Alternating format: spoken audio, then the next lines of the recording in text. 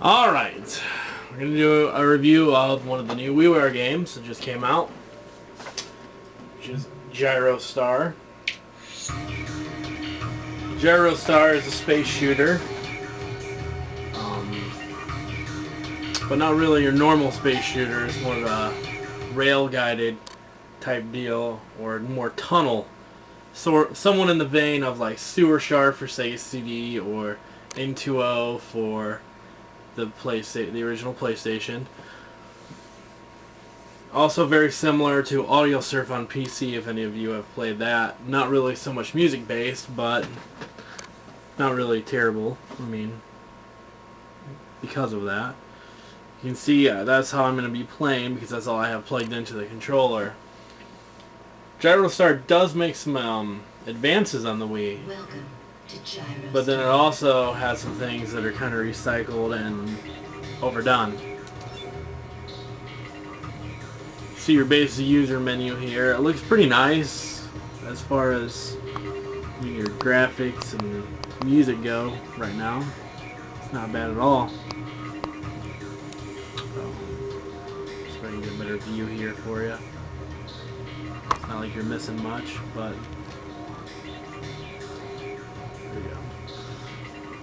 Anyways, you have your high scores, which there's no online connectivity at all, which is a big bummer, especially since really it doesn't feel like there's a lot to do in the game. You get your game rules, which this is the cool thing that they kind of are innovative. You can use the control pad, a nunchuck, or a classic controller, but the cool thing is when paired with either a nunchuck or a classic controller, the Wii Remote accessory and whichever accessory you use can be played by a separate player, which means I can have a classic controller plugged in and my friend can play with that, and I'll still play with the Wiimote.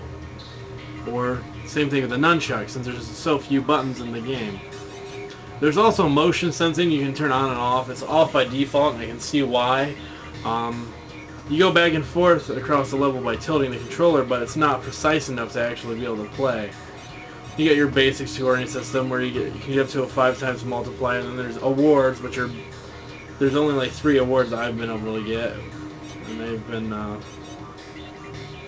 not very exciting. And then you have your damage meter, which refills, which I think makes the game a little too easy. You get your progress icon, and then your target icon, which is how much energy you want to save up, which will show that in the game. And then there's bonus levels you can get if you fill up your energy bar. So you get your blasters, your triple shot, your bomb, invincibility, Tesla shot, slow, fast shot, charge shot, energy, speed boost rings, which you'll see, which kind of speed you up a little bit, destroy boost rings, which kills everything on screen, and then your final boost ring, which is kind of like the end of the level. One thing that this game does that I haven't seen any other in the genre do is it has a grapple where you can reach up and grab items or power-ups. And then 2 players can do a combined fire, but since I don't have anyone else to play with, I haven't bothered doing 2-player. Then shows the 4 enemies in the game and how much they're worth. And that's your basic setup. As far as audio goes, you can turn up and down volume, that's it. And there's credits, which are your basic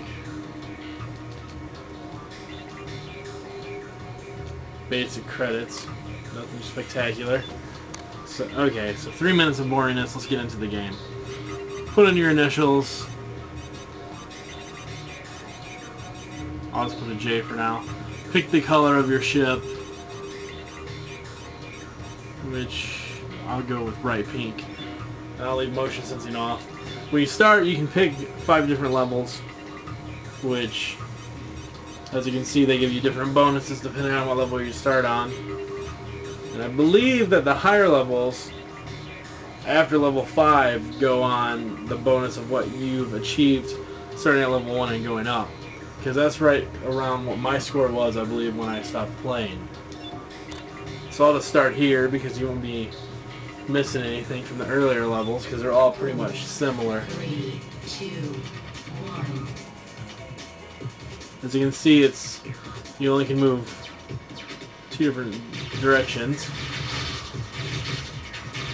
and you kind of have like a slow burst of 3 shots you can fire. That glowing ball I just grabbed at the grapple charges the meter at the top there, and once that's past the ring on the right side, but then when you reach the end of the level, you'll continue on. And if I get to the farthest right ring, it takes me to the bonus level, which is probably the coolest part of the game. As far as the gameplay goes, it's similar to like N2O and Sewer Shark, those games, more closely to N2O, but it has similar features to Sewer Shark. It doesn't really seem that hard. I mean, I think that's one of the biggest issues with the game, is it doesn't seem difficult at all. Like, I played through 13 levels and I died maybe once. I think I died once. Once on purpose and once I just died. I mean, it's not a very difficult game at all. See the track kind of changed there a little bit.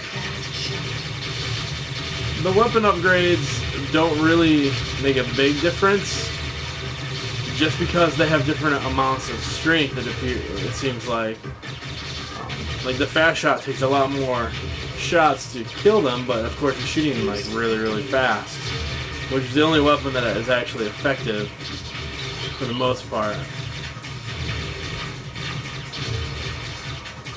It's funny that they have a fast shot item, because the normal shot that you have is just way too slow. It's not. It just feels like you can't shoot enough enemies in a short amount of time. Like, the shooting is just way too slow. And the game has a decent feeling of speed, but not what it should be.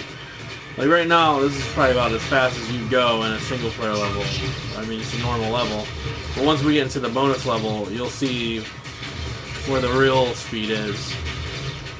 Which, I mean, I can understand why they don't have very much speed in the single player levels as far as your movement.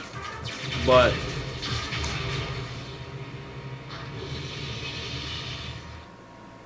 Level complete. But really, the speed is what makes it fun, I think. It's great. I didn't even make it to the bonus level because I wasn't concentrating. 2, 1. Which we'll quit out real quick. And we'll go to the first level and try to squeeze in the single player. Bonus level, I mean.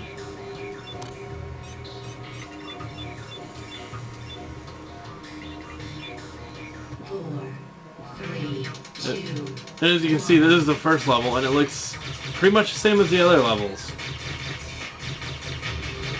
I don't have time to show you a bonus level, but all a bonus level is no enemies, no shooting, and it just is boost gates and then those power-up balls there. The only purpose they serve is to give you more points, which would be cool and dandy, but there's no online leaderboard, so I don't have the urge to get high amounts of points. Like, I don't care what my score is, because I'm not comparing to anyone but, you know, the leaderboard on my console, or maybe some people I talk to online or something. You know, it's but who takes the time to write down their score and go, "Hey, Bill, look what I got! I got 200 points in GyroStarr. Ooh!" No one does that, really. As far as graphics go, they're okay, but I still think that WiiWare games should have better graphics in general. Just because if you compare the titles that are on the other consoles that are downloadable, they have about the same graphics as retail games. And WiiWare titles have like N64, PlayStation 1 era graphics, which is kind of inexcusable unless you have some kind of locks put on by Nintendo. I'm not going to have time to show you a bonus level, but you get the drift. I don't really think the game's worth what they're charging for, which I believe is $10. I'm not 100%. because it's really repetitive and boring.